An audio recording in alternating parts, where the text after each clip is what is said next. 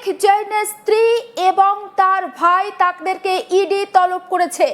একেবারে ভোটের আগে হাতে গুনে আর মাত্র 9 দিন বাকি রয়েছে প্রথম দফার ভোটের, কিন্তু তার আগে হঠাৎ করে রাজ্যে হচ্ছেটা কি? ইডির নজরে রাজ্যের শাসক দলের ঘনিষ্ঠরা। জানিয়ে রাখি, এই প্রতীক জৈন এবং এই যে যাকে গ্রেপ্তার করা হয়েছে অর্থাৎ ভিনেশ চান্দল, তারা কিন্তু মমতা ব্যানার্জি অভিষেক ব্যানার্জির অত্যন্ত ঘনিষ্ঠ। ভিনেশ চান্দলকে ইতিমধ্যে গ্রেপ্তার করেছে, তার 10 দিনের ইডি হেফাজত হয়েছে এবং আবারও তলব করা হয়েছে প্রতীক জৈনের ভাই এবং তার স্ত্রীকে, এবং তাদেরকে দিল্লিতে হাজিরা দেওয়ার জন্য বলা হয়েছে।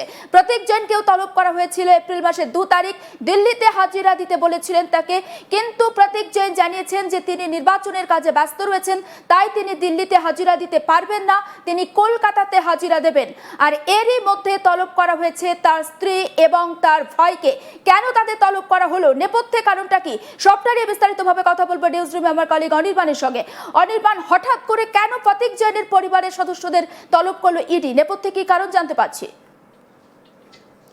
দেখো, একেবারে এই মুহূর্তে দাঁড়িয়ে কিন্তু এটা অনেক বড় খবর এবং অত্যন্ত তাৎপর্যপূর্ণ, কারণ আর মাত্র 9 দিন বাকি রয়েছে এবং 9 দিন আগেই কিন্তু একেবারে তৃণমূল কংগ্রেসের ভোট কৌশলী সংস্থা অর্থাৎ আইপ্যাক তাদের কিন্তু একেবারে দুইজন বলা যায় যে সহকর্ণধার অর্থাৎ পুলকিত জৈন, প্রতীক জৈনের ভাই, এবং তার পাশাপাশি বারবি জৈন অর্থাৎ প্রতীক জৈনের স্ত্রী, এই দুজনকে কিন্তু এই মুহূর্তে একেবারে তলব করা হয়েছে, এমনটা ইডি সূত্র মারফত খবর পাওয়া যাচ্ছে। এবং তার পাশাপাশি বলে রাখি যে এই ভিনেশ চান্ডেল অর্থাৎ যিনি কিন্তু সহকর্ণধার এবং ডিরেক্টর এই আইপ্যাকের, তাকেও কিন্তু গতকাল রাতে দিল্লি থেকে গ্রেফতার করা হয় এবং ইতিমধ্যেই কোর্টে তাকে প্রডিউস করা হয়েছে। তারপর কিন্তু তাকে 10 দিনের এই মুহূর্তে ইডি হেফাজত কিন্তু দেওয়া হয়েছে। মূলত বলে রাখি যে একেবারে যিনি ভিনেশ চান্ডেল, তাকে কিন্তু এই যে কয়লা কেলেঙ্কারি মামলা, সেই মামলায় কিন্তু ইঙ্গিতপূর্ণভাবে তাকে এই মুহূর্তে হেফাজতে নেওয়া হয়েছে, ইডি হেফাজতে। এবং তার পাশাপাশি কিন্তু এই লিঙ্কেজ পেয়েই এই মুহূর্তে দাঁড়িয়ে একেবারে প্রতীক জৈনের ভাই এবং তার পাশাপাশি তার বউকে একেবারে তলব করা হলো। এবং তার পাশাপাশি আমি আরও একটি বিষয় বলে রাখি যে একেবারে তোমার মনে থাকবে যে 8ই জানুয়ারি দিনটা কিন্তু খুব সিগনিফিকেন্ট, কারণ সেই দিনেই শহর কলকাতা জুড়ে একাধিক জায়গায় ইডি রেড হয়েছিল। এবং আমরা কি দেখি যে 8 তারিখে কিন্তু প্রতীক জৈনের যে বাড়ি অর্থাৎ আইপ্যাকের যিনি এই মুহূর্তে সহকর্ণধার প্রতীক জৈন, তার পাশাপাশি কিন্তু পশ্চিমবঙ্গের একেবারে শাসক দল তৃণমূল কংগ্রেসের বিভিন্ন কৌশলে তিনি রয়েছেন, তিনি থাকেন আইপ্যাকের হয়ে, অর্থাৎ তার বাড়িতে কিন্তু ইডি রেড হয়। এবং তার পাশাপাশি তার যে দফতর অর্থাৎ আইপ্যাকের যে কলকাতা দফতর রয়েছে সল্টলেকে, সেখানেও ইডি রেড হয়। এবং এই দুই রেড হওয়ার সময় কিন্তু আমরা দেখেছিলাম যে মুখ্যমন্ত্রী মমতা বন্দ্যোপাধ্যায় পৌঁছে গিয়েছিলেন এবং তারপর সুপ্রিম কোর্টে কেস ওঠে এবং সেই কেস কিন্তু ইতিমধ্যেই চলছে, আগামীকালও এই কেসের শুনানি রয়েছে। কিন্তু তার থেকেও বড় বিষয় এই মুহূর্তে দাঁড়িয়ে যে একেবারে কেন্দ্রীয় তদন্তকারী যে সংস্থাগুলো রয়েছে, সেই সংস্থাগুলো ইতিমধ্যেই আরও বেশি সক্রিয় হয়ে গেল এবং সপ্তাহখানেক মাত্র বাকি, অর্থাৎ মাত্র 9 দিন নির্বাচনের বাকি। আর সেই 9 দিনের মাথায় কিন্তু এই মুহূর্তে দাঁড়িয়ে আরও একটি বিষয় শোনা যাচ্ছে।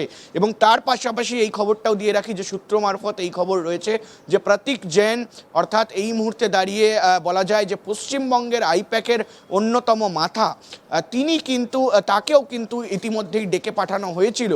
সূত্র মারফত যা খবর যে তিনি এই মুহূর্তে সময় চেয়েছেন ইডির কাছে এবং এই জিজ্ঞাসাবাদের জন্য তিনি বলেছেন যে 30শে এপ্রিলের পর তিনি হাজিরা দিতে সক্ষম হবেন। অর্থাৎ 23 তারিখ আমরা এখান থেকে কিন্তু আরো একটা প্রশ্ন উঠে আসে। প্রতীক জৈন তিনি বলেছেন 30 তারিখের পর তিনি হাজিরা দিতে সক্ষম হবেন, কিন্তু সবথেকে যেটা ইন্টারেস্টিং বিষয়, অবশ্যই তুমিও লক্ষ্য করবে, দেখো প্রতীক জৈনকে এবার কিন্তু কলকাতার ইডি দপ্তরে হাজিরা দিতে ডাকা হয়নি, তাকে দিল্লির ইডি দপ্তরে হাজিরা দেওয়ার কথা বলা হয়েছে। তাহলে কি এবার যাতে মমতা ব্যানার্জি কিংবা রাজ্যের শাসক দলের উচ্চপদস্থ আধিকারিকরা সেখানে পৌঁছে যেতে না পারেন, তার জন্য কি এই কৌশল, কি মনে হচ্ছে? দেখো, এই মুহূর্তে দাঁড়িয়ে কি কৌশল বা ইনভেস্টিগেশন থেকে কি উঠে এসছে সেটা সম্পূর্ণভাবে একেবারে ইডির অভ্যন্তরীণ ব্যাপার, কিন্তু তারই মধ্যে এর আগেও এই বিষয়টা শোনা গেছে যখন আইপ্যাক মামলা হয় সেই সময় কিন্তু ইডির হয়ে যারা সওয়াল জবাব করছিলেন সুপ্রিম কোর্টে তাদের তরফ থেকে বলা হয় যে শহর কলকাতা নিরপেক্ষ নয়, সেখানে এই তদন্ত করা যাবে না, এই তদন্তকে আমরা বাইরে আনতে চাই।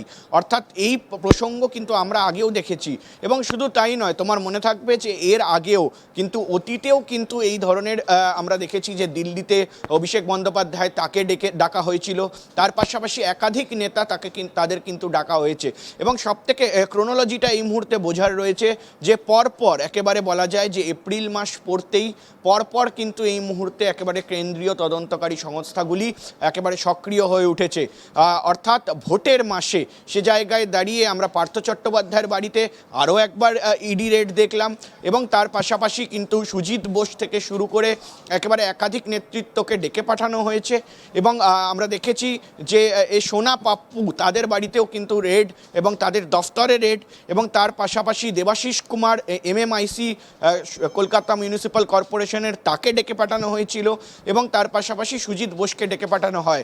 অর্থাৎ এই মুহূর্তে দাঁড়িয়ে তৃণমূল কংগ্রেস যারা শাসক দল রয়েছে তাদেরকে কিন্তু একের পর এক, অর্থাৎ এপ্রিল মাস পড়তেই কিন্তু একদিন অন্তর দুদিন অন্তর এইভাবে কিন্তু একেবারে ইডি রেড বা বিভিন্ন কেন্দ্রীয় তদন্তকারী সংস্থা তারা ইতিমধ্যেই কিন্তু একেবারে সক্রিয় ভূমিকা পালন করার জন্য তৎপরতা দেখাচ্ছে।